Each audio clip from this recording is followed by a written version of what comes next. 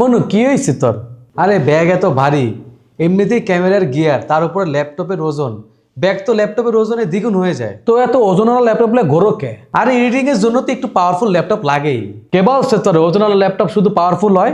Slim laptop কি powerful হয় না? এইচপি এলিটবুক 830G11 যেমন স্লিম তেমন পাওয়ারফুল। এর ওজন জানো কত? মাত্র 1.28 কেজি। বেড়া ল্যাপটপটাতে আছে কি জানো?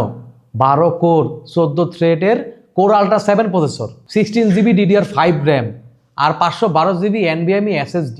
আমার তো আবার কালার অ্যাকুরেট ডিসপ্লে লাগে। এইটা 100% SRGB আলা 13.3 ইঞ্চির IPS অ্যান্টি গ্লেয়ার ডিসপ্লে।